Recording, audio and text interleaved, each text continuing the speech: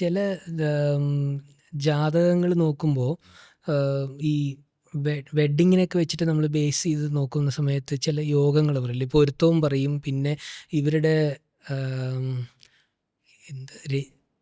രജ്ജു അല്ലേ, ആ മധ്യമരജ്ജു. അപ്പം അതും പറയാറുണ്ട്. പക്ഷേ ഇതുണ്ടെങ്കിലും അവർ തമ്മിൽ അവരുടെ ആ ഒരു ലൈഫ് അവരിടയ്ക്ക് വെച്ച് സ്പ്ലിറ്റ് ആവുന്നുമുണ്ട്. അപ്പോൾ ഇത് ഈ പറയുന്ന പോലത്തെ ഈ യോഗം ഉണ്ടെങ്കിലും ബാക്കിയുള്ള കാര്യങ്ങളും കൂടെ ഇതിനകത്ത് ഈക്വലി കൊണ്ടുപോയില്ലെങ്കിൽ ഉണ്ടാവുന്ന മിസ്മാനേജ്മെന്റ്. സാധാരണഗതിയിൽ ജാതകത്തിൽ നോക്കുന്ന പൊരുത്തങ്ങളുടെ ഒരു അടിസ്ഥാനം ഞാൻ മനസ്സിലാക്കിയിട്ടുള്ള ഒരു എളിയ രീതിയിൽ പറയാം. ശരീരവും മനസ്സും ചേരേണ്ട ആൾക്കാരാ.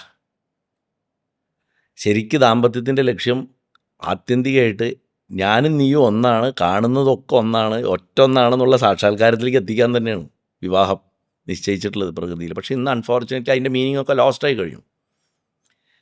അപ്പോൾ ശരീരത്തിൻ്റെ പ്രത്യേകതകളും മനസ്സിൻ്റെ പ്രത്യേകതകളും ഒന്നായിട്ട് വരിക എന്നുള്ളതാണ് ഈ പറയുന്ന 12 പൊരുത്തോ 10 പൊരുത്തോ എത്ര വെച്ചാൽ അത് ഓരോ സ്കൂളാണ്. അതിൽ ശരീരത്തിൻ്റെ ആരോഗ്യങ്ങളുമായിട്ട് വളരെ ബന്ധപ്പെട്ട് കിടക്കുന്ന ഒന്നാണ് ഈ രജ്ജു. രജ്ജുവിൽ കുഴപ്പമുണ്ടെന്നുണ്ടെങ്കിൽ നല്ല ഹെൽത്തി ആയിട്ടുള്ള ഹസ്ബൻഡും വൈഫാണെങ്കിൽ പോലും അവർ ജാതകം നോക്കിയോ ഇല്ലയോ അതൊന്നും വിഷയമൊന്നുമല്ല. The moment they start living together അവരുടെ ശരീരങ്ങൾ ഒന്നാവുണ്ടല്ലോ, അവരുടെ ഒരു ഓറ അന്യോന്യം മിക്സ് ആവുന്നുണ്ടല്ലോ. രണ്ടുപേരും നല്ലവരാണ്, നെയ്യും തേനും പോലെ നല്ലവർ. പക്ഷെ നെയ്യും തേനും ചേർത്ത് എന്താ ഉണ്ടാവുക? സ്ലോ പോയ്സണാ. നെയ്യും തേനും ചേർത്ത് കഴിക്കരുത്, ഇഞ്ചിഞ്ചായി കൊല്ലും ആൾക്കാരെ, പോയ്സണാ. അതുപോലെ അന്യോന്യം വിഷലിപ്താവും. അതെങ്ങനെ വിഷലിപ്താവുക? ആരോഗ്യത്തിനടിക്കും. ചില വ്യക്തികൾ ചേരില്ല എന്ന് പറഞ്ഞത് അതുകൊണ്ടാണ്. ആ വ്യക്തികൾ മോശമായിട്ടല്ല, കോമ്പിനേഷനിലെ പ്രശ്നം. ലോകത്തിൽ ഒന്നും മോശമില്ല. വിഷവസ്തു എന്ന് പറയുന്ന വസ്തു പോലും പ്രപഞ്ചത്തിൽ വേറെന്തിനോ മരുന്നാണ്. നമ്മുടെ ശരീരത്തിലാണത് വിഷമായിട്ട് മാറുന്നത്. പൊട്ടാസ്യം സൈനൈഡ് പോലും വേറെന്തോ ഒരു ഏരിയയിൽ അത് അമൃത. നമ്മുടെ ശരീരത്തിൽ അത് പ്രാണശക്തിയെ നശിപ്പിച്ച് കളയുന്നു, സെൽസിനെ മുഴുവൻ ഡിസ്ട്രോയ് ചെയ്ത് കളയുന്നു. സെക്കൻഡ്സ് കൊണ്ട് ഹാർട്ട് ഫെയിലിയർ വരുന്നു, ബ്രെയിൻ ഹെമറേജ് വരുന്നു, മരിച്ചു പോകുന്നു നമ്മുടെ ശരീരത്തിൽ. അപ്പോൾ അതുമാതിരിയ വ്യക്തികളിലും. അപ്പോൾ ഇതിനെ മുൻകൂട്ടി അറിയാൻ whether a combination will work or not. ഇപ്പോൾ വർക്കായാലും കുറച്ച് കഴിഞ്ഞാൽ അത് നെഗറ്റീവ് ആകുമോ, അല്ലെങ്കിൽ ഇപ്പം നെഗറ്റീവ് ആണെങ്കിൽ കുറച്ച് കഴിഞ്ഞാൽ നേരെ ആകുമോ, ഇതൊക്കെ അറിയാൻ ജ്യോതിഷത്തിന് സാധിക്കും. അതാണ് ഈ പൊരുത്തം നോക്കണത് പണ്ടത്തെ കാലത്ത്. പക്ഷെ അപ്പോഴും വരാഹമിഹിരനെ പോലുള്ള ആചാര്യന്മാർ പറഞ്ഞു വെച്ചിട്ടുണ്ട്, ഏത് പൊരുത്തം നോക്കുമ്പോഴും ആദ്യം നോക്കേണ്ടതും അവസാനം നോക്കേണ്ടതും മനപ്പൊരുത്തമാണെന്ന്. അതൊരു പരിധിവരെ വശ്യപ്പൊരുത്തം എന്ന് പറഞ്ഞിട്ട് ഇതിൽ കാണും. പിന്നെ എന്താ പറയുക, മനുഷ്യനെ ദേവ മനുഷ്യ അസുര സ്വഭാവങ്ങളായിട്ട്, അതുമാതിരി യോനികളായിട്ട്, അത് ഗജയോനി, സർപ്പയോനി, അങ്ങനെയൊക്കെ യോനികളായിട്ട് ഒക്കെ ഡിവൈഡ് ചെയ്തിട്ടുള്ളത് ഈ വർഷങ്ങളുടെ ആയിരക്കണക്കിന് വർഷങ്ങളുടെ ഒബ്സർവേഷനിൽ കൂടെ മനുഷ്യനെ ക്ലാസിഫൈ ചെയ്തിരിക്കുകയാണ്, സ്ത്രീയും പുരുഷനെയും. എന്നിട്ട് അതിനനുസരിച്ചിട്ട് കോമ്പിനേഷൻ വർക്കാവുമോ നോക്കുകയാണ് ഇവർ. അതിൽ ഈവൻ ഫിസിക്കൽ സാറ്റിസ്ഫാക്ഷൻ വരെ ഇമ്പോർട്ടൻ്റാ. അതുപോലും ഇതിൽ കാണും. ഡിസീസസ് പോലും അറിയാൻ പറ്റും. പക്ഷെ ഇന്ന് ആരാ നോക്കുന്നത്? ഇന്ന് എന്ത് പറഞ്ഞിട്ടാണ് ചെക്കൻ്റെ വീട്ടിൽ നല്ല സ്ഥിതിയുണ്ട്, അല്ലെങ്കിൽ പെണ്ണിൻ്റെ വീട്ടിൽ നല്ല സ്ഥിതിയുണ്ട്, ഒന്ന് ചേർത്തി തരണേ ജോത്സ്യരെ എന്നാ പറയുക. അങ്ങനെ ചേർത്തി കൊടുക്കപ്പെട്ടത് കൊണ്ടാണ് ഇന്ന് ആ മേഖലയിൽ ഇത്ര വിശ്വാസം പോയത്. അത് തവിടുപൊടിയാവും. കാരണം ഈ രജ്ജുവിൻ്റെ വിഷയമൊക്കെ എൻ്റെ കണ്ണിൻ്റെ മുന്നിൽ നടന്നിട്ടുള്ളതാണ്. എൻ്റെ കുട്ടിക്കാലം തൊട്ട് ഞാൻ ചിലവരിൽ കണ്ടിട്ടുള്ള വെരി ഹെൽത്തി ആയിട്ടുള്ള ഹസ്ബൻഡ് ആൻഡ് വൈഫായിരിക്കും ബിഫോർ മാരേജ്. കല്യാണം കഴിയുമ്പോൾ തൊട്ടിട്ട് അസുഖം ഒഴിയില്ല അവർക്ക്. ചിലപ്പോൾ ഇതിലൊരാളുടെ അകാല മരണം ഉണ്ടാവും, ജീർണത സംഭവിക്കും ശരീരത്തിന്. ആരെങ്കിലും ഒരാളുടെ ശരീരത്തിന് കൂടുതൽ ജീർണത സംഭവിക്കും, അല്ലെങ്കിൽ തുല്യ ജീർണത സംഭവിക്കും. ഇതേമാതിരി തന്നെ പുറം ലോകത്തിന് വളരെ നന്നായിരിക്കും, മനസ്സുകൾ പൊരുത്തപ്പെടുകയില്ല. അങ്ങനെയുള്ള സംഭവങ്ങളുണ്ട്. അതുകൊണ്ട് ഇത് നോക്കേണ്ട രീതി നോക്കിക്കഴിഞ്ഞാൽ അത് കറക്റ്റായിരിക്കും, അതിൽ യാതൊരു ഡൗട്ടും ഇല്ല എന്നുള്ളതാണ്. നോക്കേണ്ട രീതി നോക്കിയാൽ അത് പെർഫെക്റ്റ് ആയിരിക്കും. ഇപ്പം ശരത്തേട്ടനൊരു ജാതകത്തിൽ ഓരോ മനുഷ്യരുടെ ജാതകത്തിലും ഓരോ എലമെൻറ്റും പറഞ്ഞായിരുന്നു. അതിനകത്ത് ഫയർ അത് വാട്ടർ, ജാതക വെച്ചാൽ എർത്ത്. നമ്മളിൽ പൊതുവെ നമ്മുടെ സൃഷ്ടിയിൽ നമ്മളുണ്ടല്ലോ, നമ്മുടെ ശരീരവും മനസ്സിനും ഒക്കെ നിർബന്ധിച്ചിരിക്കുന്നത് ഉണ്ടാക്കിയിരിക്കുന്നത് ഈ പറയുന്ന എലമെൻറ്റുകളെ കൊണ്ടാണ്, പഞ്ചഭൂതങ്ങളെ കൊണ്ടാണ്. അതുകൊണ്ടുള്ള നമ്മൾ പൂജ തന്നെ അങ്ങനെ. നമ്മൾ എന്തുകൊണ്ടാണ് ധൂപം, ദീപം, നൈവേദ്യം, അഭിഷേകം ഇങ്ങനെ കൊടുക്കുന്നത്? നമുക്കതേ കൊടുക്കാനുള്ളൂ. നമ്മളിൽ ഉള്ളതല്ലേ നമുക്ക് പുറത്തേക്ക് കൊടുക്കാനുള്ളൂ. ഇത് നമുക്ക് തൽക്കാലം തന്നതാണ്. നമ്മുടെ ശരീരം ഉണ്ടാക്കിയിട്ടുള്ളത് ആകാശം, വായു, അഗ്നി, ജലം, ഭൂമി. ഈ 5 എലമെൻറ്റുകളെ കൊണ്ടാണ്. അത് ഏത് മതക്കാരനാണെങ്കിലും അതാണ് സത്യം. എല്ലാം അതെ. അതിൽ മാറ്റമൊന്നുമില്ല. അപ്പോൾ ഈ മതക്കാരുടെ മാത്രമേ ഇന്ന എലമെൻ്റ് കൊണ്ട് ഉണ്ടാക്കിയിട്ടുള്ളൂ. ഇല്ല, പ്രപഞ്ചത്തിലെ സകല വസ്തുക്കളും ഈ 5 എലമെൻറ്റിലാണ് നിൽക്കുന്നത്. അതിൻ്റെ പെർമിറ്റേഷൻ കോമ്പിനേഷൻസിലാണ് നിൽക്കുന്നത്. അപ്പം മനസ്സ് നിൽക്കുന്നത് ആകാശത്തിലാണ്. ബാക്കി ഓരോ എലമെൻറ്റുകൾ, പ്രാണൻ വായുവിൽ, നമ്മുടെ ദഹനം ജഠരാഗ്നി, കാമാഗ്നി തുടങ്ങിയിട്ടുള്ള സകലതും വരുന്നത് അഗ്നിയെങ്കിൽ, രക്താദികളൊക്കെ നിൽക്കുന്നത് ജലത്തിൽ. ഇനി ഇതിൻ്റെ തന്നെ ആധ്യാത്മിക തലം വരുന്നുണ്ട്. ശരീരം മൊത്തം പിണ്ഡമായിട്ട് നിൽക്കുന്നത് ഭൂമി. ഇതൊക്കെ അത് എവിടുന്ന്? അന്നത്തുനിന്ന് വരുന്നു. അന്നം ഇതിൻ്റെ എല്ലാം സംയോജിത രൂപമാണ്. ഇതെല്ലാം ചേർത്ത് ഈ അന്നം തന്നെയാണ് അകത്ത് നിന്ന് ബീജാവണത്, അണ്ഡമാവണത്, യോജിക്കണത്, വീണ്ടും ജനിക്കണത്. ഇതിങ്ങനെ ചാക്രികമായിട്ട് സംഭവിച്ചുകൊണ്ടിരിക്കുകയാണ്. അപ്പോൾ നാച്ചുറലി അസ്ട്രോളജിയുടെ സഹായത്തോട് കൂടിയിട്ട് ഈ എലമെൻറ്റുകളെ കുറിച്ചും പഠിക്കാൻ പറ്റും, ഓരോ വ്യക്തിക്കനുസരിച്ചും. അശോകിലെ പഞ്ചഭൂതങ്ങൾ എങ്ങനെയാണ്, ശരത്തിൽ എങ്ങനെയാണ്, അല്ലെങ്കിൽ മറ്റൊരു വ്യക്തിയിൽ എങ്ങനെയാണെന്നുള്ളത് നമുക്ക് പഠിക്കാം. ഈ ചേർക്കുമ്പോഴും ഈ എലമെന്റ് തമ്മിലുള്ള മിസ്മാച്ച് ഉണ്ടെങ്കിലും അതും ചേരാണ്ട് എലമെൻറ്റുകൾ തമ്മിലുള്ള മിസ്മാച്ച് നോക്കുന്നൊരു ശാഖ ഉണ്ടെന്ന് കേട്ടിട്ടുണ്ട്. അത് നമ്മുടെ നാട്ടിലുള്ളതായിട്ട് എനിക്ക് അത്ര അറിയില്ല. അറിയണ മഹാത്മാക്കൾ ഉണ്ടാവാം, അറിവുള്ളവർ. ഈ എലമെൻറ്റുകൾ ഭൂതസ്വഭാവം വെച്ചിട്ട് വിവാഹപ്പൊരുത്തം ഇണകളെ നോക്കുന്ന രീതി ഉണ്ടെന്നാണ്. കാരണം പ്രകൃതിക്കൊരു വിഷയമുണ്ട്. നമ്മൾ മനുഷ്യൻ ഉണ്ടാക്കുന്ന ഒരു ഇൻസ്റ്റിറ്റ്യൂഷനിലല്ല പ്രകൃതിയിലെ വിവാഹ സങ്കല്പം നിൽക്കുന്നത്. പ്രകൃതിയിൽ ഇണ ചേർന്ന വിവാഹമായി. അതുകൊണ്ട് ഓരോരുത്തർക്ക് എത്ര ഭാര്യയും എത്ര ഭർത്താവും ഉണ്ടെന്ന് പറയാൻ പറ്റാത്ത അവസ്ഥയായിരിക്കും. മൃഗലോകത്താണെങ്കിലും മനുഷ്യലോകത്താണെങ്കിലും പ്രകൃതിയുടെ കണ്ണാണ്, പ്രകൃതി പെറ്റമ്മയാണ്. അതിൻ്റെ കണ്ണ് വെട്ടിച്ചിട്ട് നമ്മൾ എന്ത് ശാസ്ത്രം ഉണ്ടാക്കിയിട്ടും കാര്യമില്ല. മനസ്സിലായില്ലേ? അത് ഈ ഭൂതസ്വഭാവത്തിനനുസരിച്ചിട്ടായിരിക്കും. ഇപ്പോൾ ഓരോരുത്തർക്ക്, ഇപ്പോൾ ഉദാഹരണത്തിന് ജഠരാഗ്നി എന്ന് നമ്മൾ പറഞ്ഞു കഴിഞ്ഞാൽ ഭക്ഷണം ദഹിപ്പിക്കുന്ന അഗ്നി മാത്രമല്ല, നമ്മുടെ പുറത്തുനിന്ന് വരുന്ന എന്ത് ഇൻഫർമേഷനും കാഴ്ചകളും ഗന്ധവും എന്തും ഇൻഫർമേഷനായിട്ട് ബ്രെയിനിലേക്ക് വരുന്നതിനെ ഡൈജസ്റ്റ് ചെയ്യിപ്പിക്കുന്ന ശക്തിയാണിത്. അതുകൊണ്ടാണ് ഈ ജഠരാഗ്നിക്ക് ഗണപതിയുടെ രൂപം കൊടുത്തിരിക്കുന്നത്. ജഠരാഗ്നിയുടെ അധിഷ്ഠാന ദൈവം ഗണപതിയാണ്. കാരണം ഗണപതി എന്താ? ശുദ്ധബുദ്ധിയാണ്. വികാരലേശം ഇല്ലാണ്ട് എന്തിനേയും സ്വീകരിക്കും. അങ്ങനെ ഡൈജസ്റ്റ് ആകുമ്പോഴേ ഒരാൾ ഇൻഫ്ലുവൻസുകളിൽ നിന്ന് രക്ഷപ്പെട്ട് നിൽക്കുള്ളൂ. ഇല്ലെങ്കിൽ നമ്മൾ അതിൻ്റെ പുറകെ പോകും. ആ സെൻസിലാണ് ഡൈജസ്റ്റ് എന്ന് പറയുന്നത്. ഡൈജസ്റ്റ് എന്ന് പറഞ്ഞാൽ വെറും ഈ ഡൈജഷൻ മാത്രമല്ല, ഇതുമാണ് എന്തും അകത്തേക്കെടുക്കുന്ന എന്തിനേയും ആഗിരണം ചെയ്യാൻ, ദഹിപ്പിച്ചെടുത്ത് അതിൽ നിന്ന് നല്ലതെടുത്ത് വിസർജ്യമാക്കി കളയേണ്ടതിനെ, വേണ്ടാത്തതിനെ കളയുന്നതിനെയാണ് ജഠരാഗ്നിയുടെ ഫംഗ്ഷൻ. കാമാഗ്നിയുടെ ഫംഗ്ഷൻ, അതായത് ഗർഭപത്യാഗ്നി എന്ന് പറയുന്നത് സെക്ഷുവാലിറ്റിയുടെ പ്രജനനത്തിൻ്റെ ശക്തിയാണ്. ദക്ഷിണാഗ്നി എന്ന് പറയുന്നത് ശരീരം പോകുന്ന സമയത്ത് ഏതൊരു ശക്തി കൊണ്ടാണോ ശരീരം അളിഞ്ഞ് അത് വിഘടിച്ച് പഞ്ചഭൂതങ്ങളായി പോകണം. അത് വെറുതെ കൊണ്ട് ചെതയിൽ വെക്കണ തീ മാത്രമല്ല, പ്രകൃതിക്ക് തന്നെ ഉണ്ടല്ലോ. ഒരു ശവം വെറുതെ ഒരു സ്ഥലത്ത് കിടന്നാലും അത് ഡിസിൻറ്റഗ്രേറ്റ് ആവും. അതും അഗ്നിയാണ്. ഈ 3 അഗ്നിയാണ് ത്രേതാഗ്നി. ഇതാണ് അതിരാത്രവും യാഗങ്ങളിലും ആരാധിക്കപ്പെടുന്നത്.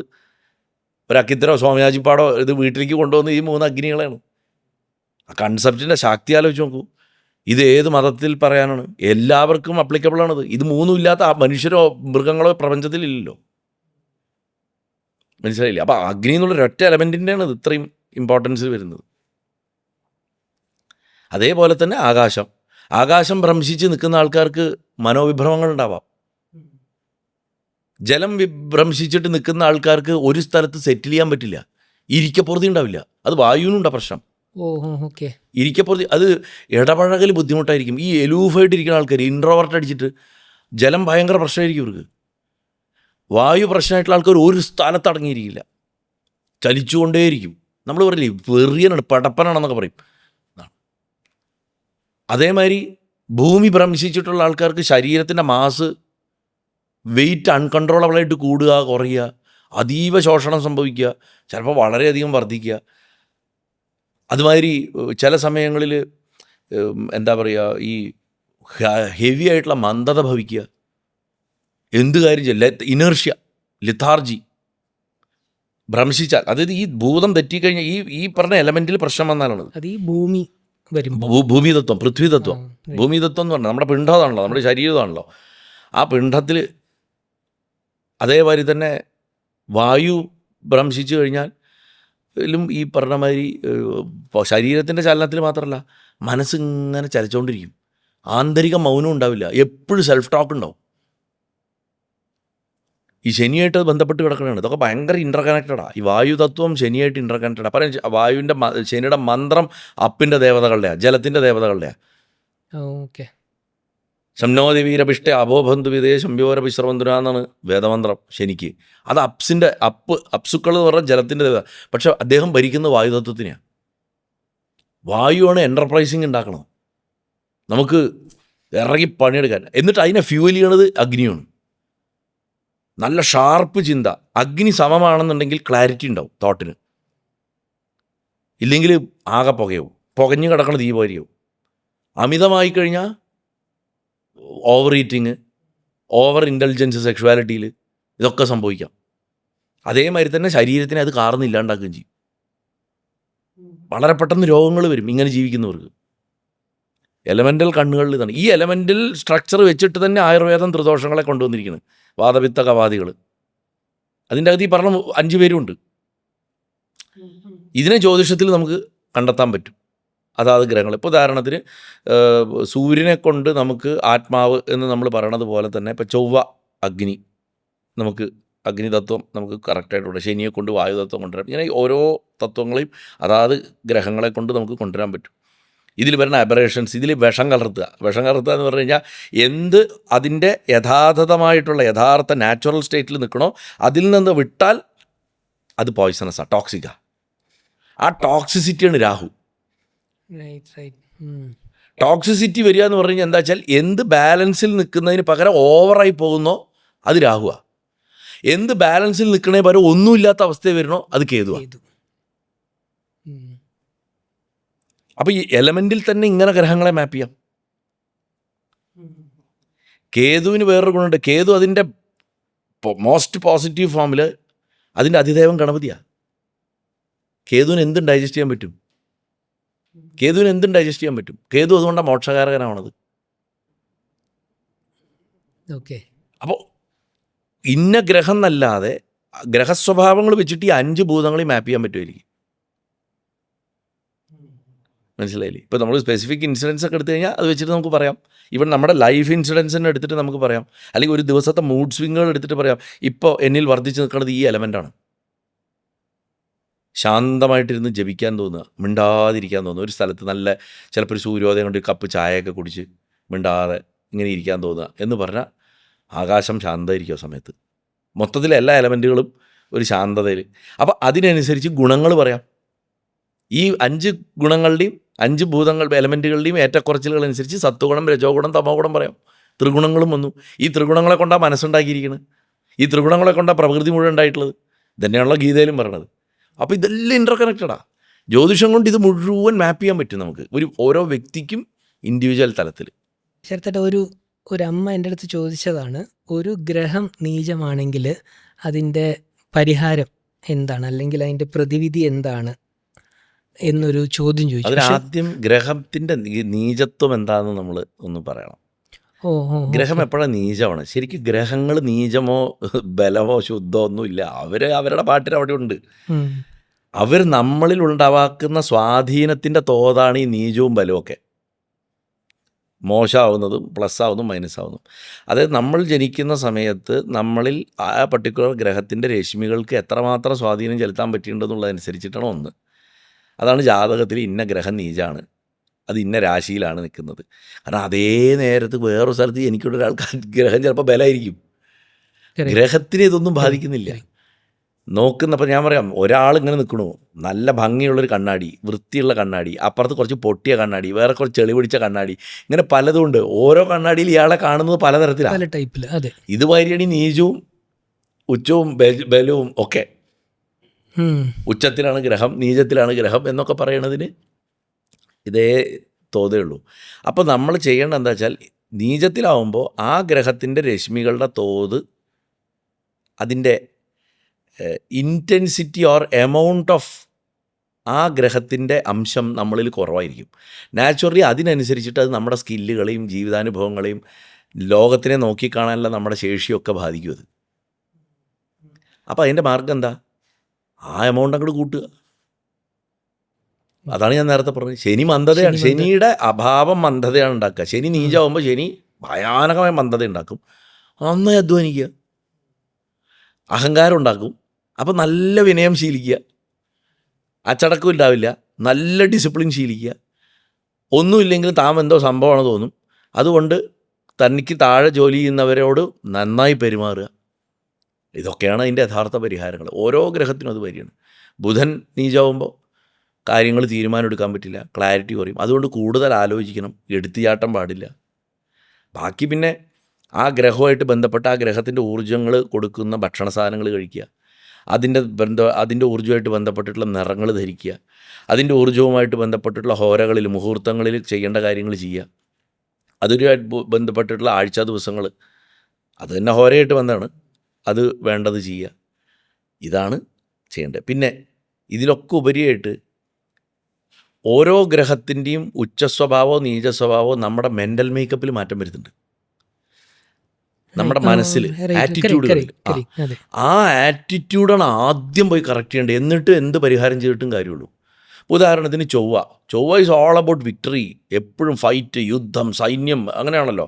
ചൊവ്വ എന്തിനൊക്കെയാണ് പ്രതിനിധീകരിക്കുന്നത് ജീവിതത്തിൽ? സഹോദരങ്ങളെ, ഭൂമി, കടം, രക്തം, അസ്ഥി, മാംസം. സ്ത്രീകളാണെങ്കിൽ അവരുടെ പീരിയഡ് സൈക്കിള്, അതുമാതിരി മൈഗ്രെയിനുകൾ പോലുള്ള ഭയങ്കര തലവേദന, ഇങ്ങനെയൊക്കെ നമ്മുടെ കൈ, എന്താ പറയുക, മുറിവുകൾ, ഇതൊക്കെ അദ്ദേഹമാണ്. യുദ്ധങ്ങൾ, വീരത, ഇതെല്ലാം വരണം. എന്തിന്? സെൻസ് ഓഫ് വിക്ടറി എന്ന് പറയും. നമ്മൾ ജയിച്ചു എന്നുള്ള നമ്മുടെ തോന്നൽ പോലും അദ്ദേഹത്തിൻ്റെതനുസരിച്ചിട്ടാണ്. അപ്പോൾ ചൊവ്വ പ്രശ്നമാണെന്നുണ്ടെങ്കിൽ വയലൻ്റ് ആവും ആൾ. പൊതുവിൽ കോപിഷ്ഠനായിരിക്കും, സദാ കോപിഷ്ഠനായിരിക്കും, എന്നും ഒരു അരം പിടിച്ച സ്വഭാവമായിരിക്കും. ഇതിലൊക്കെ ഉപരി മനസ്സിൻ്റെ ആറ്റിറ്റ്യൂഡിൽ നോക്കിക്കഴിഞ്ഞാൽ എന്നും എനിക്ക് ജയിക്കണം എന്നുള്ളൊരു ചിന്ത മാത്രമായിരിക്കും. അതിനുള്ള ഏറ്റവും ബെസ്റ്റ് പരിഹാരം എന്താണെന്ന് വെച്ചാൽ ജയത്തിനെയും തോൽവിയും നമ്മൾ നിർവചിക്കുന്ന രീതിയിൽ വരുത്തേണ്ട മാറ്റമാണ് ചൊവ്വയുടെ ഏറ്റവും വലിയത്. ചില നേരങ്ങളിൽ നമ്മൾ ജയിക്കണം, ചില നേരങ്ങളിൽ നമ്മൾ മറ്റുള്ളവരെ ജയിക്കാൻ അനുവദിക്കുന്നു. ഇങ്ങനെ ചിന്തിച്ചാൽ മതി. ഈ ക്യാരം ബോർഡ് കളിക്കുമ്പോൾ തോറ്റ ക്യാരം ബോർഡ് മൊത്തം തട്ടിമറിച്ചിടണം കണ്ടിട്ടില്ലേ കുട്ടികൾ? അതല്ലെങ്കിൽ ചീട്ട് കളിക്കുമ്പോൾ ഒക്കെ ഇതാക്കുക, അല്ലെങ്കിൽ പാമ്പും കോണിയും കളിക്കുമ്പോൾ ഒക്കെ മൊത്തം നശിപ്പിക്കുമ്പോണ്ട് അല്ലേ? ചൊവ്വ ആക്ടിവേറ്റ് ആവണേ, അത് ചൊവ്വ ആക്ടിവേറ്റ് ആവണം. അപ്പോൾ ഈ ആറ്റിറ്റ്യൂഡ് കുട്ടികളെ തൊട്ട് ഒരാൾ ഉണ്ടാക്കിയെടുക്കുകയാണെങ്കിൽ വലിയൊരു അളവോളം ചൊവ്വ വർക്കൗട്ടാവും, ചൊവ്വ നേരെയാവും. ഈവൺ ഈ ഫെർട്ടിലിറ്റി ഇഷ്യൂ ആണ് ശരിക്കും ചൊവ്വാദോഷം. അത് ഫെർട്ടിലിറ്റി ഇഷ്യൂ ആണ്. അതൊരു സർട്ടൺ ഏജ് കഴിയുമ്പോൾ അത് തന്നെ നള്ളിഫൈഡ് ആവുന്നതുകൊണ്ടാണ് പണ്ട് 27 വയസ്സ് കഴിഞ്ഞാൽ കല്യാണം കഴിപ്പിക്കുന്നത്. 27 വയസ്സ് വരെ കല്യാണം കഴിപ്പിക്കില്ല. ഞാൻ പറയട്ടെ, അത് ബോഡി ഹീറ്റുമായിട്ടൊക്കെ ബന്ധപ്പെട്ടിട്ട് കിടക്കുകയാണ്. ഫെർട്ടിലൈസേഷന് അനുഗുണമായിട്ടുള്ളൊരു എൻവയോൺമെൻറ്റ് ബോഡിയിൽ ഉണ്ടാവില്ല എന്നുള്ളതാണ് അതിൻ്റെ സയൻസ്. അതാണ് ചൊവ്വാദോഷം. ശരിക്കും കേരളീയ ജ്യോതിഷത്തിലേക്ക് എന്നാ വന്നതെന്ന് ചോദിച്ചാൽ ഒരു ഹിസ്റ്റോറിക്കലി നമുക്കറിയില്ല. പക്ഷേ അതിൻ്റെ അതിപ്രസരം വരുന്നത് കഴിഞ്ഞൊരു 100, 120, 150 കൊല്ലത്തിലാണ്. അതുകൊണ്ട് എത്രയോ ജീവിതങ്ങളും കഷ്ടത്തിലേക്ക് പോയിട്ടുണ്ട്. ഞാൻ പല പ്രഭാഷണങ്ങളിൽ ഞാൻ പറഞ്ഞിട്ടുണ്ട്. അതിനെ ശരിക്ക് യൂസ് ചെയ്യേണ്ട രീതിയിൽ യൂസ് ചെയ്യേണ്ട ഒരു ഇതാണ്. It is all about fertility. ഇന്നിപ്പോൾ എന്താ വെച്ചാൽ മിക്ക പെൺകുട്ടികളും 27 വയസ്സ്, ആൺകുട്ടികൾ 27, 30 വയസ്സൊക്കെ കഴിഞ്ഞാൽ കല്യാണം കഴിക്കണം എന്നുള്ളതുകൊണ്ട്. ആണുങ്ങൾ പണ്ടും അങ്ങനെയാണ്. സ്ത്രീകൾ ഇപ്പോൾ 30 വയസ്സായിട്ടൊക്കെ കല്യാണം കഴിക്കണമെന്നുണ്ട്. അവർ ചൊവ്വാദോഷം ബാധിക്കണ്ടായി. ചൊവ്വാദോഷം ഒരു പരിധിവരെ ബാധിക്കില്ല. പിന്നെ ബാധിക്കുന്ന എന്തർത്ഥത്തിലാന്ന് വെച്ച് കഴിഞ്ഞാൽ അവരുടെ ആരോഗ്യമായിട്ട് ബന്ധപ്പെട്ട് മറ്റു തരത്തിലൊക്കെ ബാധിക്കാം. പക്ഷേ ഫെർട്ടിലിറ്റി വൺസ് അതൊരു ഡാമേജ് ഉണ്ടാക്കിയത് അവിടെ കിടക്കും. അതൊക്കെ അങ്ങനെ കുറേ ഇതുണ്ട്. അപ്പോൾ ഇതിൻ്റെയൊക്കെ ഊർജ്ജം നമ്മൾ റെസിപ്രോക്കേറ്റ് ചെയ്യുക. എന്താണോ ഡെഫിഷ്യൻ്റ് ആയിട്ടുള്ള ഊർജ്ജം ആ ഗ്രഹത്തിൻ്റെ, അതാണ് അതിൻ്റെ നീചത്വം. അപ്പോൾ അതിനെ റെസിപ്രോക്കേറ്റ് ചെയ്യുന്ന പ്രവൃത്തികൾ ചെയ്യുക, അതിനനുസരിച്ചിട്ടുള്ള മാനസികമായിട്ടുള്ള തയ്യാറെടുപ്പുകൾ നടത്തുക, അതിനനുസരിച്ചുള്ളൊരു ജീവിതക്രമം ഉണ്ടാക്കുക. എന്നിട്ട് പോയിട്ട് ഈ ഭക്ഷണം അതിനനുസരിച്ചിട്ടുള്ള ഇപ്പോൾ ബുധന് ചെറുപയറും വെള്ളക്കടല വാഴത്തിനും ശനിക്ക് എള്ളും ഒക്കെ കഴിച്ചാൽ, അതുമാതിരി അതിൻ്റേതായിട്ടുള്ള ക്ഷേത്രങ്ങളിൽ പോയാൽ ഒക്കെ കൃത്യമായിട്ടുള്ള ഗുണമുണ്ടാവും. അപ്പോഴേ അത് ഫലവത്താവുള്ളൂ. അല്ലാണ്ട് നമ്മൾ എത്ര ക്ഷേത്രത്തിൽ പോയിട്ട് എത്ര പൂജ കഴിച്ചിട്ടും ഇത് ചെയ്തിട്ടും അത് ചെയ്തിട്ടും ഒന്നും ഈ പറയുന്ന മെൻ്റൽ ആറ്റിറ്റ്യൂഡ് വർക്കൗട്ടായിട്ടില്ലെങ്കിൽ, ഇപ്പോൾ ചൊവ്വ വളരെ അധികരിച്ച് നിൽക്കുന്ന ഒരാൾക്ക് ഭയങ്കര ഭൂമി വിൽപ്പനയിൽ കഷ്ടം വരിക, അല്ലെങ്കിൽ വിറ്റ് പോകുന്നില്ല, അല്ലെങ്കിൽ കടം വരിക, ഇങ്ങനെയൊക്കെ നിൽക്കുന്ന ഒരാൾ അയാളുടെ മെൻ്റൽ ആറ്റിറ്റ്യൂഡ് ഈ പറഞ്ഞ മാതിരി മോഡിഫൈ ചെയ്തില്ലെങ്കിൽ, താൻ മുൻകോപിയാണെന്നുള്ളതിൽ അഭിരമിക്കുന്ന ആൾക്കാരുണ്ട്. അവർക്കിത് വർക്കൗട്ടാവില്ല. ചൊവ്വ അവിടെ അടക്കാണ്ടേ ഇവിടെ കറക്റ്റ് ആവില്ല. ചിലർക്ക് സഹോദരങ്ങളായിട്ട് എന്നും പ്രശ്നമായിരിക്കും. ചൊവ്വയുടെ പ്രശ്നമാണ്. സുബ്രഹ്മണ്യ സ്വാമിയാണ് അതിനെ ആരാധിക്കാൻ പറയുക, അതൊക്കെ കറക്റ്റ് ചെയ്യാൻ. പക്ഷേ ആരാധിക്കുന്നത് കൊള്ളാം. ഭഗവാൻ നമ്മളോട് പറഞ്ഞെന്താ, you first correct yourself and then come to me, then I will do the rest എന്നാണ് പറഞ്ഞത്. അത് ചെയ്യാൻ ഇവിടെ ആരും പറഞ്ഞു കൊടുക്കണില്ല എന്നുള്ളതാണ്. ശരിക്ക് ജ്യോതിഷന് ധർമ്മോപദേശകനാവാൻ സാധിക്കും. പ്രോബ്ലം എന്താ വെച്ചാൽ പേടിച്ചിട്ട് ചെയ്യാത്ത, നല്ലത് പറഞ്ഞു കൊടുത്താൽ കേട്ടാൽ ചീത്ത വിളിക്കുകയാണ് ആൾക്കാർ. കറക്റ്റ്. അതെ, ജ്യോതിഷന്മാർക്ക് താല്പര്യമില്ലാഞ്ഞിട്ടല്ല, അവർ അനവധി നല്ല കാര്യങ്ങൾ പറഞ്ഞു കൊടുക്കാൻ തയ്യാറാണ്. പക്ഷെ പലർക്കും പേടിയാണ് അനുഭവങ്ങൾ കാരണം. കാരണം മനുഷ്യൻ എപ്പോഴും അവനവൻ്റെ നേരെ വിരൽ ചൂണ്ടുമ്പോൾ അവനവൻ്റെ തെറ്റ് ചൂണ്ടിക്കാണിക്കുമ്പോൾ ഇഷ്ടപ്പെടില്ല. അവൻ ചെയ്ത എല്ലാ വൃത്തികേടും ചെയ്യും, അതിൻ്റെ ഒരു പരിഹാരം കിട്ടിയാൽ മതി. ആരും സ്വന്തം അകത്ത ട്രാൻസ്ഫോർമേഷന് വേണ്ടിയിട്ട് ചിന്തിക്കുന്നില്ല. അപ്പോൾ ഗ്രഹങ്ങളുടെ നീചത്വവും ഉച്ചത്വവും ഒക്കെ എൻഡ് ഓഫ് ദി ഡേ നമ്മുടെ പൂർവ്വകർമ്മത്തിനനുസരിച്ച് വരുന്നതും, അത് ആ ഗ്രഹം തരുന്ന ഊർജ്ജത്തിൻ്റെ ഡെഫിഷ്യൻസിയോ അല്ലെങ്കിൽ എക്സസോ ആണതെന്ന് മനസ്സിലാക്കി അതിനനുസരിച്ചുള്ള പരിഹാരാദികൾ ചെയ്യാം. പിന്നെ വേറൊന്നുണ്ട്, എപ്പോഴും വിഘടിച്ച് നിൽക്കണം, വിരോധത്തിൽ നിൽക്കുന്ന അവസ്ഥയിൽ നിൽക്കുന്ന ഒരു ഗ്രഹമാണെങ്കിൽ അധികം പോയിട്ട് സോപ്പിടാണ്ടിരിക്കണം നല്ലതാണ്. നമ്മൾ ചൂടായിരിക്കുന്ന ആളുടെ അടുത്ത് പോയിട്ട് ഒരുപാട് സോപ്പിടാൻ നിന്നാൽ അയാൾ ചിലപ്പോൾ ചെകിട് നോക്കിയിട്ടും തരും. അതുകൊണ്ട് വളരെ ശ്രദ്ധിച്ചിട്ട് വേണം പരിഹാരങ്ങൾ തിരഞ്ഞെടുക്കാൻ. ചില പരിഹാരങ്ങൾ ബാക്ക് ഫയർ ചെയ്യും, ഹെവിലി ബാക്ക് ഫയർ ചെയ്യും. അതുകൊണ്ട് എല്ലാം കണ്ണും കണ്ടമാതിരി പെട്ട്. അപ്പോൾ ആൾക്കാർ ചോദിക്കും അതെങ്ങനെയാണ് ഞങ്ങൾ തിരിച്ചറിയാമെന്ന്. സത്യം പറഞ്ഞു കഴിഞ്ഞാൽ അതിനൊരു ഉത്തരം എൻ്റെ കയ്യിലില്ല. കാരണം ഇന്ന് നമ്മൾ അടിസ്ഥാനമേ അറിയാതെ ജീവിക്കുന്ന ആൾക്കാരായതുകൊണ്ട് എല്ലാറ്റിനും നമ്മൾ മറ്റുള്ളവരെയല്ലേ ആശ്രയിക്കണം. മൊബൈലിൽ നോണ്ടാൻ അറിയാം, പക്ഷെ വേണ്ടതറിയില്ല, അതാണ് വിഷയം. അപ്പോൾ ഫണ്ടമെൻ്റൽ അറിയാത്ത ആൾക്കാർക്ക്, അല്ലെങ്കിൽ പഠിക്കാൻ ഒരു അല്പം പോലും മെനക്കെടാത്തൊരു നാമം ജപിക്കാൻ മെനക്കെടാത്ത ആൾക്കാർക്ക് എന്താ പറഞ്ഞു കൊടുക്കുക വെച്ചാൽ എനിക്ക് അറിയില്ല. അത് ഞാൻ എല്ലാവരോടുള്ള സ്നേഹത്തോടു കൂടി തന്നെ ഞാൻ പറയണം.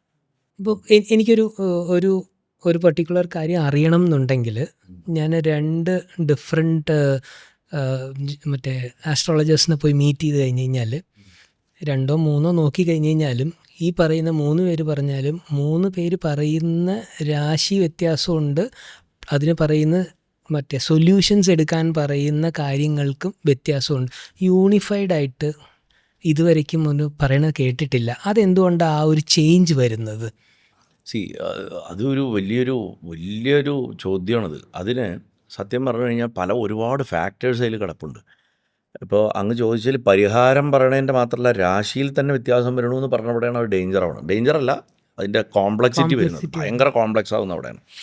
അതായത് രാശി ആ സമയത്ത് നിങ്ങൾ ചെന്ന് നിൽക്കുമ്പോൾ അവിടുത്തെ സ്ഥലത്തിന് അപ്പോഴത്തെ പഞ്ചാംഗം അനുസരിച്ച് അപ്പോഴത്തെ ഗ്രഹങ്ങളുടെ ഇതനുസരിച്ചിട്ട് കിട്ടുന്നതാണ് ആ രാശി. അതായത് അശോക് 2 ജ്യോത്സ്യന്മാരെ അടുപ്പിച്ചിരുത്തിയിട്ട് ഈ രാശി എടുത്താലുള്ള രസമാണ്. അശോക് അതല്ലല്ലോ ചെയ്യണം. ഒരു പ്രശ്നത്തിന് ഇന്നൊരാളുടെ അടുത്ത് പോകണം, നാളെ വേറൊരാളുടെ അടുത്ത് പോകണം. ഓട്ടോമാറ്റിക്കലി ആ ദിവസത്തിനനുസരിച്ചിട്ട് ആ ചോദിച്ച നേരം ഇതൊക്കെ ഭയങ്കര. നമ്മൾ ചോദിക്കുന്ന നേരം, ആ പൃച്ഛകൻ എന്ന് പറയുമ്പോൾ ചോദ്യം ചോദിക്കുന്ന ആൾ, ആ ചോദിക്കുന്ന ആൾ നമ്മളാണ് പൃച്ഛകൻ. നമ്മൾ കയറി വരുന്ന ഡയറക്ഷൻ അടക്കം ജ്യോതിഷൻ്റെ കസേരയുടെ പുറകിൽ കൂടെ വന്നിട്ട് ഒന്ന് നോക്കണം, അതുപോലും നോക്കണം എന്നാണ്. അപ്പോൾ പ്രശ്നം എടുക്കുന്ന സമയത്ത് ജോഗ്രഫിക്കൽ ഫാക്ടേഴ്സ് ഉണ്ട്, ടൈം ഫാക്ടേഴ്സ് ഉണ്ട്, പൊസിഷണൽ ഫാക്ടേഴ്സ് ഉണ്ട്, അനവധി വിഷയങ്ങളുണ്ട്. അതുകൊണ്ട് രാശി എന്തായാലും വ്യത്യാസമായിരിക്കും. പക്ഷെ 2 കൂട്ടരും ഒരേ കാര്യം പറയണ്ടോ എന്ന് നോക്കിയാൽ മതി. മികച്ച ജ്യോത്സ്യന്മാരാണെങ്കിൽ ഉറപ്പായിട്ട് ഒരേ കാര്യം പറയുക, ഇതേ പറഞ്ഞ തന്നെ അപ്പുറത്ത് പറയും. പക്ഷേ ചിലപ്പോൾ അതിൽ ഇൻറ്റൻസിറ്റിയിൽ വ്യത്യാസം ഉണ്ടാവുന്നേ ഉള്ളൂ, പറയണ കാര്യം കറക്റ്റായിരിക്കും. പിന്നെ ജ്യോതിഷൻ്റെ അടുത്ത് ഒരിക്കലും അങ്ങോട്ട് കയറിയിട്ട് നമ്മുടെ കുടുംബചരിത്രം വിളമ്പാൻ പോരുത്. അവരെന്നെ എല്ലാം അങ്ങോട്ട്, ഞാൻ ഒന്നാമത്തെ നമ്മുടെ ഇതിൽ പറഞ്ഞിരുന്നു, അത് അവരുടെ അറിവിനെ കൂടെ നമ്മൾ അപമാനിക്കലാണ് ഒരു തരത്തിൽ. അതിൻ്റെ ഒരു റെസ്പെക്ട്ഫുൾ വേയിൽ നോക്കിക്കഴിഞ്ഞാൽ ചില ആൾക്കാരുണ്ട് എന്തെങ്കിലും പറയാൻ തുടങ്ങി കഴിയുമ്പോഴേക്കും കയറിയിട്ട് ഞാനത് ഓൾറെഡി ചെയ്തു. ഇപ്പം എൻ്റെ അടുത്ത് തന്നെ ഇപ്പോൾ ചിലർ വന്നിട്ട്, ഇപ്പം ഞാൻ ജ്യോതിഷം പ്രാക്ടീസ് ചെയ്യുന്ന ആളല്ല, എന്നാലും ചിലർക്ക് വന്ന് വിഷമം പറയുമ്പോൾ ഞാൻ പറയും ഇന്നത് ഇങ്ങനെ ചെയ്യൂ, ഇത്ര വായിക്കൂ, ഇപ്പോൾ നാരായണീയം ഇങ്ങനെ വായിക്കൂ. ഞാൻ നാരായണീയം വായിക്കുന്നുണ്ട് സാർ. അത് കേൾക്കുമ്പോൾ നമുക്ക് ആദ്യം ചിലപ്പോൾ ഒരു ഇറിറ്റേഷനോ ചിലപ്പോൾ നല്ല ദേഷ്യമോ വരും. പിന്നെ ഞാൻ പഠിച്ചു, അത് എൻ്റെ ഈഗോ കൊണ്ടല്ലേ എനിക്ക് ദേഷ്യം തോന്നുന്നു, അങ്ങനെ തോന്നാൻ പാടില്ലല്ലോ. അപ്പോൾ ഞാൻ ഇങ്ങനെ ആലോചിക്കുമ്പോൾ എനിക്ക് ഭഗവാൻ അതിൻ്റെ ഒരു മാർഗ്ഗമാണ്. ഞാൻ അവരോട് പറയും, ശരി നിങ്ങൾ ഇത്രയും കാലം വായിച്ചു, ഫലം ഉണ്ടായില്ലല്ലോ, അതുകൊണ്ടല്ലേ നിങ്ങൾ എന്നോട് ചോദിച്ചേ. ഇപ്പം ഞാൻ എന്താ ഇങ്ങനെ വായിക്കൂ എന്ന് പറഞ്ഞു തരണു, ഇനി ചെയ്യൂ, നടക്കും. ആ ഒരു, അതായത് എല്ലാവർക്കും ഉത്തരങ്ങൾ വേണം, അവനവന് ഇഷ്ടമുള്ള ഉത്തരം വേണം. ഇത് ജ്യോതിഷത്തിൻ്റെ ഫലപ്രവചനത്തിനെ ബാധിച്ചിട്ടുണ്ട്. ജ്യോതിഷനും മനുഷ്യനല്ലേ, അതെ അദ്ദേഹത്തിനുണ്ടാവും തട്ടുപാടൊന്നും ഇല്ലാണ്ട് വിഷമമൊന്നും ഇല്ലാണ്ട് പോകണം, നാളെ ഇയാൾ വരണം അതെ അല്ലേ. ഏത് കച്ചവടത്തിൻ്റെയും എന്താ പറയുക ശക്തി എന്ന് പറഞ്ഞാൽ റെക്കറിങ് കസ്റ്റമേഴ്സാണ്. നാളെ വരണം. ഞാൻ കച്ചവടം എന്നല്ല പറയണത്, അത് ഉപജീവന മാർഗ്ഗമാകുമ്പോൾ ന്യായമായിട്ടും അത് ഉപജീവന മാർഗ്ഗം. ഈ നമ്മുടെ നാട്ടിലെ ആൾക്കാരുടെ ഒരു മിഥ്യാധാരണയാണ് ഈ ആധ്യാത്മിക ജ്ഞാനമാണെങ്കിലും ജ്യോതിഷമാണെങ്കിലും ഒക്കെ സൗജന്യമായിട്ട് കിട്ടേണ്ടതാണെന്ന്. അത് ദക്ഷിണയുടെ ശാസ്ത്രം എന്താണെന്ന് മഹാദേവൻ പറഞ്ഞത് കേട്ട് പഠിക്കണം. അപ്പോഴേ മനസ്സിലാവുള്ളൂ ഈ ആറ്റിറ്റ്യൂഡ് കൊണ്ട് ഈ ധർമ്മം എത്ര നശിച്ചു എന്നുള്ളത്. എന്തുകൊണ്ടാണ് ദക്ഷിണ വെക്കണം? ദക്ഷിണ ധനാവണം എന്നല്ല നിർബന്ധം. ഏറ്റവും പ്രിയപ്പെട്ടതെന്തോ അത് വെച്ചിട്ട് പോകണം എന്നാണ്. ജീവനാണ് ഏറ്റവും പ്രിയപ്പെട്ടത്. കൊടുക്കാൻ പറ്റുമോ? പറ്റില്ല. പിന്നത്തെ ഏറ്റവും പ്രിയപ്പെട്ടത് എന്താ? ചിലർക്ക് ജീവനെക്കാട്ടിലും പ്രിയപ്പെട്ടതാണത് പൈസ. അത് വയ്ക്കുമ്പോഴാണ്, കാരണം ഈ വ്യക്തി ഇത് ജന്മജന്മങ്ങൾ കൊണ്ട് ആർജിച്ച അറിവായിരിക്കും. അല്ലെങ്കിൽ ഒരു ഗുരുനാഥൻ്റെ അടുത്തോ അനവധി ഗുരുനാഥന്മാരുടെ അടുത്തോ അനവധി കഷ്ടപ്പാടുകൾ അതാണ് ആ ഒരു മിനിറ്റിലോ ഒരു മണിക്കൂറിലോ നിങ്ങൾക്ക് കിട്ടുന്നത്. അതിനെ നന്ദികേടായിട്ട് വാങ്ങാൻ മാത്രം പഠിക്കുന്നൊരു സമൂഹമായിട്ടിരുന്നാൽ അത് ബുദ്ധിമുട്ടാവും. അപ്പോൾ ജ്യോതിഷൻ എന്ന് പറയുന്ന വ്യക്തി അദ്ദേഹം പഠിച്ച സിസ്റ്റം, ഇപ്പോൾ അശോക് ഒരു ജ്യോതിഷനാണ്, ഞാനൊരു ജ്യോതിഷനാണ്, ഈ അങ്ങയുടെ ഗുരുനാഥൻ അങ്ങേക്ക് പഠിപ്പിച്ചു തന്ന പദ്ധതികളുണ്ടാവും. അത് മന്ത്രം, ജപം, മറ്റേ ഹോമം, തർപ്പണാദി, രത്നം, ഇങ്ങനെയൊക്കെ പല പല എലമെൻറ്റുകൾ ഉപയോഗിച്ചിട്ടാണല്ലോ പരിഹാരങ്ങളൊക്കെ പറയുക. ഇതൊക്കെ വ്യത്യസ്തമായിട്ടൊരു സ്കൂളായിരിക്കും. ഇപ്പം ലാൽ കിതാബ് പഠിക്കുന്ന ഒരാൾ ഒരിക്കലും വൈദിക ജ്യോതിഷത്തിൻ്റെ പരിഹാര രീതിയല്ല പറയുക. അവർ പറയും തലയ്ക്ക് കിടന്നുറങ്ങുമ്പോൾ രാത്രി തലകൊണ്ട് അവിടെ ഒരു തേങ്ങ വെച്ചിട്ട് കിടന്നുറങ്ങുക, രാവിലെ അത് ഒഴുക്ക് വെള്ളത്തിൽ കൊണ്ടിടുക. ഇങ്ങനൊരു പരിഹാരം നമ്മുടെ കയ്യിൽ കാണില്ല. പക്ഷെ ഭയങ്കര പവർഫുള്ളാണ്. എന്നാൽ ഭയങ്കര ഡബിൾ എഡ്ജ് സോർഡാണ്, തിരിച്ചടിക്കും. ലാൽ കിതാബിൻ്റെ ചില പരിഹാരങ്ങൾ കർമ്മത്തിനെ അത്രയും ഹെവിയായിട്ട് കട്ട് ചെയ്യുന്നത് കൊണ്ട് ഭയങ്കരമായിട്ട് അപകടം ഉണ്ടാവാറുണ്ട്. അതുകൊണ്ട് വളരെ സൂക്ഷിച്ച് ഇടപെടേണ്ട ഒരു ഗ്രന്ഥമാണ് ലാൽ കിതാബ്. ഒരു എക്സാമ്പിൾ പറഞ്ഞാണ്. ഇനി കാലചക്ര പദ്ധതിയാണെങ്കിൽ ഇതേ ഒന്നുമല്ല, ലൈഫ് സ്റ്റൈൽ ചേഞ്ചസാണ് പറയണത്. അമ്പലങ്ങളിൽ പോകാനേ പറയുന്നില്ല, മന്ത്രം ജപിക്കാൻ പറയുന്നില്ല. ഞാൻ തന്നെ പല പ്രഭാഷണങ്ങളും പറയാറുണ്ട്, രാഹു മോശമാണെന്നുണ്ടെങ്കിൽ അവനവൻ യൂസ് ചെയ്യുന്ന ടോയ്ലറ്റ് കഴുകുകയാണ് ഏറ്റവും നല്ല പരിഹാരം. കാരണം നമ്മൾ ഉണ്ടാക്കണ മാലിന്യത്തിനെ നമ്മൾ തന്നെ ക്ലീൻ ചെയ്യുക എന്നുള്ളത്. കാരണം രാഹു അങ്ങനെയാണ്. രാഹു ഈസ് ഓൾ അബൌട്ട് മാലിന്യം. മനസ്സിലായില്ലേ? അപ്പോൾ സ്കൂൾ അനുസരിച്ചിട്ട് മാറും. അത് ഒരാളുടെ ശരി ഒരാളുടെ തെറ്റേ പറയാൻ പറ്റില്ല. പിന്നെ അതിൻ്റെ എഫിക്കസി, അതിൻ്റെ ഫലവത്താവുന്നത് എങ്ങനെയാണെന്ന് വെച്ചാൽ, ചില ആൾക്കാർ വെറുതെ ഒരു ഗ്ലാസ് വെള്ളം കുടിച്ചാൽ മതി, വേറെ ഒന്നും ചെയ്യേണ്ട പറഞ്ഞാലും ഭരിക്കും. ചില ആൾക്കാർ മഹാഹോമം നടത്താൻ പറയും, സമുദ്രസ്നാനം നടത്താൻ പറയും, രാമേശ്വരത്ത് പോകണം പറയും, എന്നിട്ടും ഒന്നും നടക്കില്ല. അത് അവരുടെ ഉപാസനാബലത്തിൻ്റെ കുറവ് കൊണ്ടും അവരുടെ ഗുരുത്വത്തിൻ്റെ കുറവ് കൊണ്ടും ഒരു വശത്തും, മറുവശത്തും നമ്മുടെ കർമ്മത്തിൻ്റെ ശക്തി കൊണ്ടും സംഭവിക്കാം. ചില വ്യക്തികൾക്കാണ് ഒരു പരിഹാരം ചെയ്ത് ഉടനെ ഒന്നും നേരാവില്ല. ഫോർ എക്സാമ്പിൾ ഈ കുട്ടികളില്ലാണ്ടിരിക്കണതിനുള്ള പരിഹാരങ്ങൾ അനവധി പ്രാവശ്യം റിപ്പീറ്റ് ചെയ്യേണ്ടി വരും. ഇവിടെ ഒരു പ്രാവശ്യം ചെയ്യുമ്പോഴേക്കും അത് അപ്പോഴേക്കെന്തോ പനി വന്നാൽ ക്രോസിങ് കഴിച്ചാൽ മാറുന്നുള്ള മാതിരിയാണ് ആൾക്കാരുടെ വിചാരം. കാരണം ഇത് വയറിൽ ഊറിക്കൂടിയപ്പോൾ ഇല്ലാണ്ടാക്കിയിട്ടുണ്ടാവും. ഈ ജന്മത്തിൽ അല്ലെങ്കിൽ മുമ്പ് ചെയ്തിട്ടുണ്ടാവും, അല്ലെങ്കിൽ ഉണ്ടായിരുന്നതിനെ കളഞ്ഞിട്ടുണ്ടാവും. എന്നിട്ട് ഇന്ന് കിടന്ന് കൈകാലിട്ടടിക്കുകയാണ്. ഇതിൽ ഏറ്റവും വലിയ തമാശ എന്താണെന്ന് വെച്ച് കഴിഞ്ഞാൽ, ഇതിൽ ആക്ച്വൽ ബെനിഫിഷ്യറി ഉണ്ടല്ലോ, വേണ്ട ആൾ, ആ ആൾക്കിത് വേണോ വേണ്ടോ എന്ന് പോലും അറിയാണ്ടാണ് പലവരുടെയും ജ്യോതിഷന്മാർക്ക് ഇത് പറയേണ്ടി വരുന്നത്. ഉദാഹരണത്തിന് ഒരമ്മയായിരിക്കും മിക്കവാറും ഈ ജാതകക്കുറിപ്പ് കൊണ്ടുവരിക, എൻ്റെ കുട്ടിയുടെ കല്യാണം നടക്കണില്ല, അല്ലെങ്കിൽ എൻ്റെ കുട്ടിക്ക് കല്യാണം കഴിഞ്ഞ് ഇത്ര വർഷമായി കുഞ്ഞുങ്ങളുണ്ടായിട്ടില്ല. അശോക് ശ്രദ്ധിച്ചിട്ടുണ്ടാവും, എൻ്റെ അടുത്ത് വന്നിട്ട് ഇത് പ്രഭാഷണമൊക്കെ കഴിഞ്ഞിട്ട് ഓരോരുത്തർ പറയുമ്പോൾ, അയാൾക്ക് കല്യാണം കഴിക്കണമെന്ന് ആഗ്രഹമുണ്ടോ, അല്ലെങ്കിൽ മകൾക്ക് കുട്ടികൾ വേണമെന്ന് ആഗ്രഹമുണ്ടോ എന്ന് ചോദിക്കും. ഇവർ പലപ്പോഴും എന്നോട് നുണയാ പറയണമെന്ന് എനിക്ക് കേട്ടാൽ അറിയാം. ഉണ്ട് സാർ എന്ന് പറയും. ഇല്ലാത്തത് കൊണ്ട് തന്നെയാണ് കുഞ്ഞുങ്ങളുടെ കുട്ടികൾ വേണമെന്നുള്ള ആഗ്രഹം ഈ അമ്മുമ്മയാവാനും മുത്തശ്ശനാകാനും കാത്തിരിക്കണവർക്കാ, അല്ലെങ്കിൽ അമ്മായി അച്ഛനാവാനും അമ്മായി അമ്മയാവാനും കാത്തിരിക്കണവർക്കാ. ഇവർക്ക് വേണ്ടിയിട്ടാണ് ജ്യോതിഷം പരിഹാരം പറയേണ്ട നിവൃത്തികേടിലെത്തുന്നത്. അത് ജ്യോതിഷൻ്റെ തെറ്റല്ല. ഈ സത്യസന്ധത ഇല്ലാതെ പോയി ചോദിക്കുന്ന നമ്മുടെ തെറ്റാ. നമ്മൾ നമ്മുടെ ആഗ്രഹം മറ്റൊരാളുടെ ജീവിതത്തിൽ ഉണ്ടാവണമെന്ന് ആഗ്രഹിക്കുന്ന ഒരു കാര്യത്തിനെ പോയിട്ട് ജ്യോതിഷനോട് ചോദിക്കുമ്പോൾ ജ്യോതിഷന് പറയുന്നതിന് പരിധിയുണ്ട്. ഇനി പറഞ്ഞു കൊടുത്താലും ഈ ഇൻറ്റൻഷൻ ഇല്ലാത്തടത്തോളം, ഞാൻ നേരത്തെ പറഞ്ഞു യോഗങ്ങൾ എങ്ങനെ മാനിഫെസ്റ്റ് ആവണം, പ്രയത്നം കൊണ്ടാണ്. അതില്ലാത്തടത്തോളം കാലം ആ പരിഹാരം അവിടെ വർക്കാവണമെന്നില്ല. മാത്രമല്ല സ്കൂൾസ് അനുസരിച്ച്, പഠിച്ച സ്കൂൾ അനുസരിച്ച് രീതി മാറാം.